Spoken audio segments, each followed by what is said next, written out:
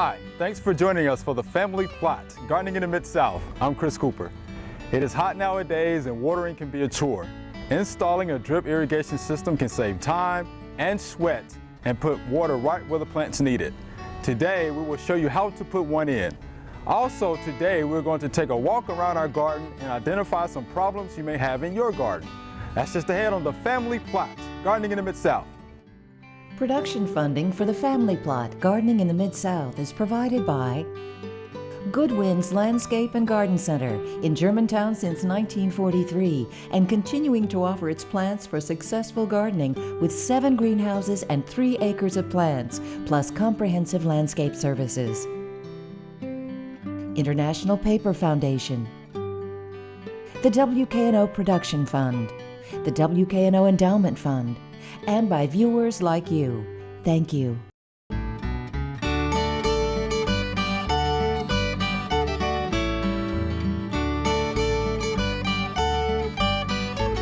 Hi, welcome to the Family Plot. I'm Chris Cooper. Joining me today is Melissa Nowak. Miss Melissa is a master gardener right here in Shelby County, and Mr. D will be joining us later. All right, Miss Melissa, drip irrigation. Oh, it is so exciting. I can tell you're already excited about it. I am so excited about this. Drip irrigation is the process of putting water where you want it, when you want it, and how much you want it. Okay. So what we're going to talk about today is how to take it basically from your house, from a pond, from anywhere you have a water source, to getting it to your plants. Okay. And so I want to show you first, if you have a water source, we're going to be coming off of a utility here at the gardens, and we're not going to be too concerned about a regulator because on our timer we have a filter that has a little filter on it. We have a timer. We're going to regulate the water based on a little knob that we're going to have on our hose. So we're not going to worry too much about that. I would highly recommend a timer because I hate going out at 7 o'clock in the morning and trying to time my water. Okay. But I highly recommend, you can buy these timers, you can buy regulators. Everything I'm showing you, you can get pretty much in any drug hardware store anywhere in the Mid-South. Okay. So.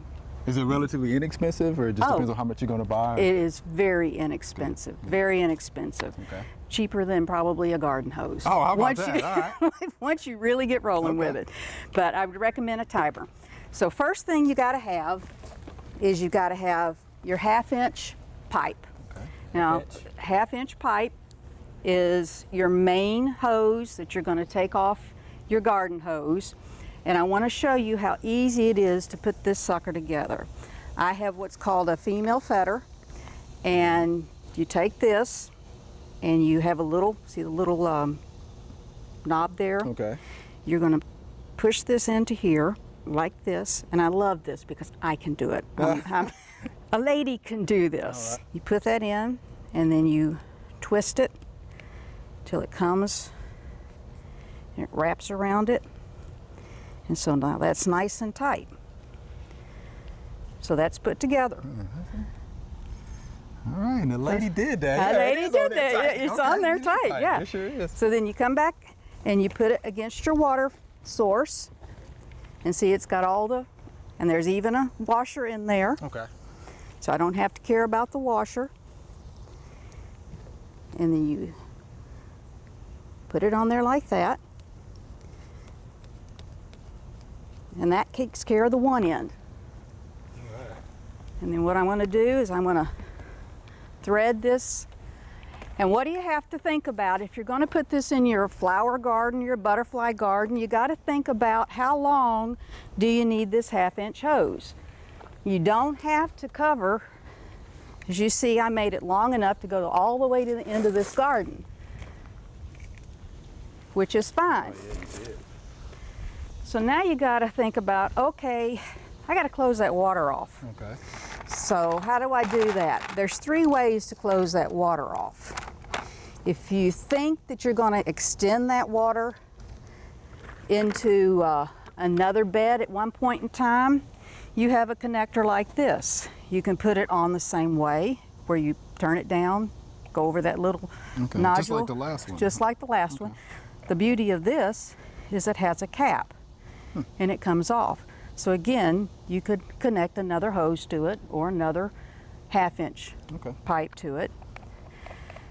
We're not going to put that on this one. Okay. You also have what's called an 1/8, where you can just fold it over like so, and it'll fit there like that, Okay. and then undo it. But for this particular one, we're going to use our trusty wire tie. Got to keep those handy, right? Oh, you got to have your wire ties. And once you get the wire tie on, and it's like any hose, Alright. once you get that bent, you're locked down. I'm going to hold this down because you're going, how do you hold the black hose down to keep it out of the way? I'm going to hold this down just a little bit. All right, I've got my black piping in place. Now I need to think about, how do I get water to my plants? Okay. We have 3 peppers here and we have 3 tomatoes. Now, we know with tomatoes, they really don't like water on their leaves. Yeah, it's pretty obvious, right? Peppers don't really care. Okay. You got thousands of different kind of sprinkler heads that you can use. And you got bukus of risers, and these are called risers. Okay. You can get them all which ways. I even have one here we're going to actually attach to our flower garden Okay. that is a container bed riser, and it puts the water specifically down. Now comes the fun part. What I'm going to do is I'm going to put my 1/4 inch pipes in. Now the way that is you have, if you're going to do this a lot, I would recommend getting a hole punch. Okay. That's a hole punch. Here's a hole punch, and it's going to cut only a hole big enough to be a 1/4 inch. I'm always kind of guessing where I might want to put a hole. So I make a hole, and I always have to kind of do it, and then I kind of measure. Well, that's not really where I want to put it. So I have this nifty little thing called a goof plug. Huh. And so I take this tiny little goof plug and I put plug it back. Just plug it back. Okay. I get a little click and going, well, water's going to come through that thing. So I move my hole over.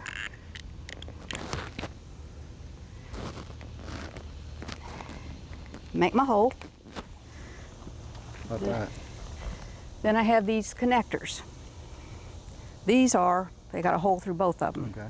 I take the 1/4 inch piping, put it through there, and I'm going to go to a tomato. So the way this particular riser is, there's the hole where the water goes. Okay. And the water comes out here. I got you. So come to this, put it down in there. I put my, hear a little click, feel a little click. And the nice thing about this is it's got an arrow. You're going to So it see. lets you know which way it goes. Yeah.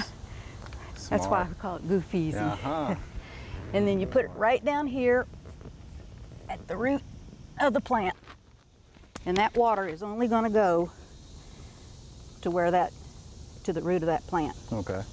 Now, you noticed I made that a lot longer. What if I decide, well, that plant died, it's not doing too well, I need to move it? You can move these things. So you don't really need a lot of 1/2 inch pipe as much as you need your 1/4 inch pipe. Put that in there. And then this head is called a bubbler head. Okay. Well, it's kind of a bubbler sprayer, depending on how much water you put to it. The beauty of this is you can regulate it at the head, Dial it. Okay. which I love, because depending on how much water you need and how far you need that water to go, you can change it here. So again, It's pretty good. take this, and can you hand me one of those little connectors? Is it one of Yeah, those? one of those. I'm learning. All right. Connector. You put this together like that. Now this one, the water comes up from the side. I got you. Get the right end. The nice thing about doing it on a hot day today is all this plastic PVC works beautifully because it's hot enough and it works well. So you make another hole. Punch it all the way through.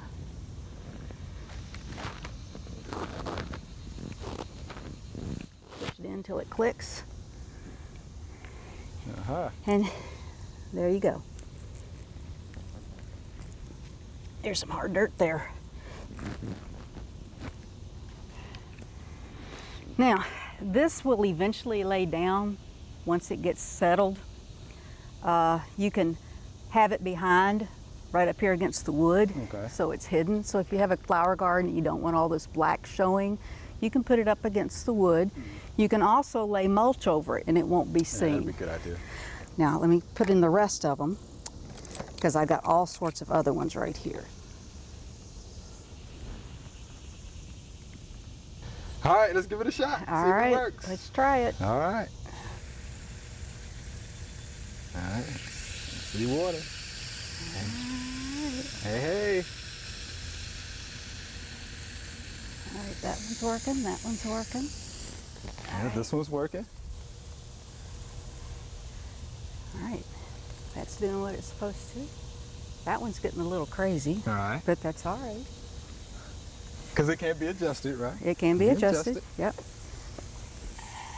I haven't used this one in a while, but you can see how all these tomato plants, it's all staying down by them. This one's swirling like it's supposed to. This one's bubbling like it's supposed to. Okay. And all that water is staying right there underneath the tomatoes, sure is. which is what we wanted. How about that? You got an irrigation We system. have an irrigation system. You sure do. Yep. Well, we appreciate that, Miss Melissa. You are more than welcome. Thank you much. There are a number of gardening events going on in the next couple of weeks. Here are just a few that might interest you.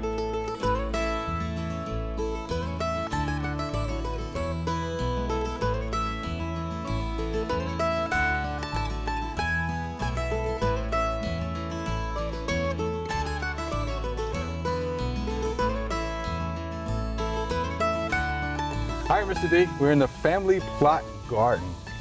And we have some treats in here for the folks to see, huh? We do. You know, when you first walk up to these squash, they really look good. They're, green. They're tall. They're producing. We've got some squash that are ready to eat here. But closer inspection reveals that we may have 2 or 3 issues here. The first thing I see the squash bugs? I see 'em. We have squash bugs here that are in the process of creating more little squash That's bugs. right. But they don't do a lot of damage themselves to the plant, but they do. They have piercing, sucking mouth parts, and when they feed on the plant, they can spread a virus, which can wipe squash out very quickly. Yeah. And I think it's the squash mosaic virus is one of the ones that they carry. So it's a good idea to try to keep these from appearing in large numbers. So probably need to treat with one of the pyrethrin pesticides, esfenvalerate or something like that to control them. Also, we see the leaves that are beginning to yellow here. Yeah. That's because these, unfortunately, and this is very unfortunate, these plants have become infested with the squash vine borer. And the squash vine borer, like the peach tree, is related to the peach tree borer, dogwood borer, maple borer. They are devastating insects, and they unfortunately kill their host. They're not smart enough to only feed on the limbs. If they just feed on a few limbs, it'd be okay, but they feed on the main trunk, and it takes a little while, but they will kill their host plant. And I'll actually pull this plant up and show you the squash vine borer. Let's do that. Before I do that, I'm gonna, look here, we got a squash that's ready to pick. I'm gonna go and get that, and you need to do that before you do any destruction, because I'm going to destroy the squash plant right here. I'm going to go and bring it up by the roots, and you can see the damage that we have right here. where the bore went in. It's quite a hole. You see, as a matter of fact, you can see a couple of holes Yeah, sure can. where the bore went in. And I'm going to do a little trimming here and see if we can figure out where that critter is. I'm going to go ahead and take the root off. The best way to find the bore is to split the bark. Probably, I'm not sure you need to try this at home, cutting towards you. Let's see here. You see Just anything ease yet? on up. Actually, I think I just, Did you get it? I may have, I don't know whether this is the boar. I think that this is not the boar. It's still where it's been. Something may have killed this boar. Sometimes it moves on up the plant, but I don't think it's moved any further up this plant. Yeah, it doesn't look I like think it. it fed around down at the base, and but that's what it does. The devastating damage, though, was right here. Let me go the other way and see if Oh yeah. what may very well have happened is the squash vine borer could have done its damage. It could have gone down, and it may have already gone down into the soil and pupated, which is what it may have done. But I'd sure like to find it for you.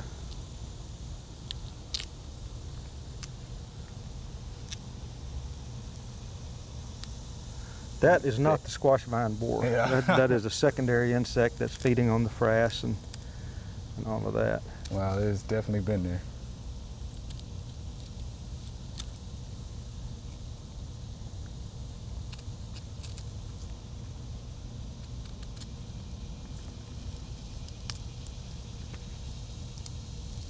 Yeah, so Yeah, that's what it's done. It's already come out. You're right. That's why we saw so many holes. It's already come out and gone down into the soil and pupated. But many times you can actually this is the first time I've not been able to find squash vine borer Okay. or squash when I cut into it. Okay. Most of the time when you cut into one that you see that kind of damage, you can actually find the borer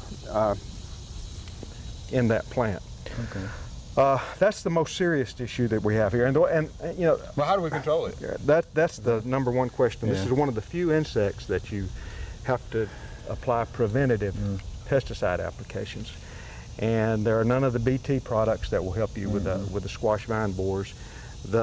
Starting in fairly early June, you probably need to start spraying squash, and I know the squash is pretty small at that time. Yeah. The good thing about trying to control the squash vine borer is you do not have to spray the whole plant. You can direct your spray toward the base of the plant and just spray down around the base of the plant, because that's where the squash vine borer attacks it. And you probably need to do that once a week. Sevin, Carbaryl, Esfenvalerate are products that will give you control over that squash vine borer. But you almost need to keep a pesticide coat on that plant from early June until you start harvesting. And even you probably need to continue spraying throughout the harvest season. Just be sure that you don't get the. By the way, there's your squash bag. Yeah. Just be sure you don't get get pesticide on the squash. You just again direct your spray toward the base of the plant and lower part of the plant. All right, Mr. D, we definitely appreciate that. All right. Remember, we love to hear from you. Send us a letter or an email with your gardening questions. Send your email to familyplot@wkno.org. The mailing address is Family Plot, 7151 Cherry Farms Road, Cordova, Tennessee, 38016. All right, this is our Q&A session, Ms. Melissa. Hi. You help us out now. We getting into trouble here. Right. All right, here's our first viewer email. I have a landscape cherry tree and the leaves are turning yellow. The green leaves have holes in them. What is wrong with it? I did see something swarming around it after dark, but could not tell what they were. Against the light, they look like glistening butterflies. And this is Miss Elizabeth in Pleasant View, Tennessee. What do you think about that, Mr. D? I think there may have been glistening butterflies flying around the cherry tree, but I don't think that's what caused the problem. That appears to be we call it shot hole. Yeah, I call it bacterial shot hole. It's a disease. bacterial leaf spot that the bacteria attacks the leaf, and you have little brown spots, and then the inside of that spot falls out. It's a shot hole appearance. You can hold it up to the light and look like you shot it with a bird shot. Exactly what that is, and it's a big problem in the Prunus genus. So, you know, the stone fruits, you know, pretty much the cherries, the peaches, the nectarines, and so on and so forth. I always tell folks to practice good sanitation. Right. So get those diseased leaves up, double bag them, as Mr. D likes to say, throw them in the trash. Yeah. Don't put them in the mulch pile. Don't put them in a mulch pile. Okay. You can use a fungicide if you like. I think it's going to be a lot of work. The Agristrep 17, the antibiotic type things, I don't think I would Nah. go with that. Not on an ornamental I don't cherry think I tree. would either. It's not going to kill your cherry tree. It may look a little bad, but it's not going to kill your cherry tree. Nah, just looks bad aesthetically. Right. That's all. And the tree, for the most part, will produce new leaves next year. So you'll be fine. All right, thank you, Miss Elizabeth. We appreciate that. Here's our next question. How can you tell if your watermelon is ripe? We always seem to get that question this time of the year. You know, Any thoughts on that? I do, and He said, I do. and you might be surprised, but in my years down in Mobile, that was a great watermelon growing area down Okay. in Mobile, and they were known for the Grand Bay watermelon. Grand Bay is a little town west of Mobile, close to the Mississippi line. But one of the best watermelon growers I've ever known down there, a commercial grower by the name of Buck Krebs, taught me how to pick a watermelon, and it's always worked for me. I don't thump the watermelon. I don't check the curl on it. I roll that watermelon over and I look at its belly. Okay. And if the belly is cream colored, it's ready to go. Ready to go. It's ready How to about go. that? And that's what Buck Krebs taught me back 25 or 30 years ago. And it works. It works for me, and it's worked for me that long. I hear the old timers always say it's the soil spot that you're talking about when they roll it over where it's been sitting on the dirt itself. Yep, but they say it's creamish in color. Cream color, Yeah. you're good to go. All right, so there you have it. You take Mr. D with you to the supermarket to determine whether it's the right watermelon or not. All right, so here's our next question. What can I spray on my monkey grass to kill the Bermuda grass and not harm the monkey grass? And this is from Mr. Mike. And you're a herbicide man Yeah. yourself, but there's Ethoxydim is the I'll tell you something that's simpler than that. You can get grass begone. Grass begone, Ordermic is another one. does it have Ethoxydim in it, or is it another? Fluazaflop Fusilade. is the active ingredient. So Fusilade would be another one that you can use. Right. Post Post. is what the farmers use, but Vantage is Vantage another is trade another one. name, Sure and is. but you said Grass Begone. Grass begone is what Right. the homeowners could get. Fusilade they may be able to get, but it contains Fluazaflop. Right. And then what it does, it targets the grass and releases the monkey grass, because monkey grass is in the lily family. It's not a grass, it's the lily family. So it releases the monkey grass and just targets the Bermuda, Right. other true grasses. Okay. It's That's good actually to a lot know. easier to do that, to kill Bermuda grass and monkey grass, than to just kill monkey grass and Bermuda grass. right? Yeah, you got that right. Because monkey grass is pretty difficult tough. to control. It's Yes. pretty tough. All right, Mr. Mike, so there you have it. Just any of those products and you'll be just fine. All right, here's our next question. Will bagworms kill my arborvitae? Some are too high in the tree for me to pick off. What can I do? Absolutely nothing right now. Absolutely nothing. Nothing right now. I mean, and I don't know whether they'll kill that arborvitae or not. I know they can defoliate it, completely defoliate it. They can take all the leaves off, which is not going to help an arborvitae this time of the year. That's true. Fortunately, bagworms only have one generation per year, and so they've probably by now just about done all the damage they're going to do. And the thing that you need to remember is the time to control bagworms is in May, when the bags and the worms or the caterpillars are really small, when they're only like a quarter of an inch when they first hatch out. It's pretty easy to control, and you can control them using an environmentally friendly product, BT, Bacillus thuringiensis. Right. Will take them out, and I would use a hose-end sprayer. I mean, you're not going to see any damage that early, Right. but if you have a history of problems with that plant, I'd use a hose-end sprayer. I'd use, anything to get the bacteria up in the top of that plant, Yeah. and do that maybe 2 or 3 times in May, and you shouldn't have any problem. Okay. And I will say this, if your arborvitae is already stressed, then there's a chance now. You may have lost it. There's a chance if it's already stressed, you know, due to fertility or whatever the case may be. So, yeah, bagworms are tough. Yeah, they can totally devote the foliate. They can completely tough. foliate. All right, Miss Melissa, Mr. D, we're out of time. That's all we have time for today. Thanks for watching. I'm Chris Cooper. Be sure to join us next time for the Family Plot, Gardening in the Mid-South. Be safe.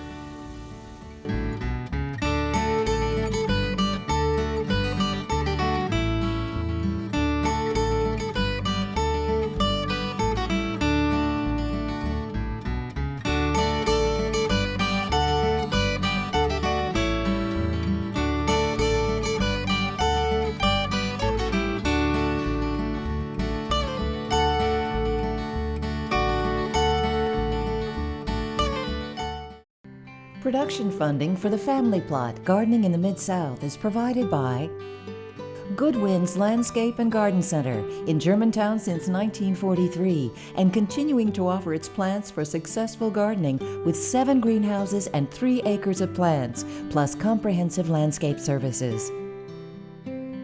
International Paper Foundation, the WKNO Production Fund, the WKNO Endowment Fund, and by viewers like you. Thank you.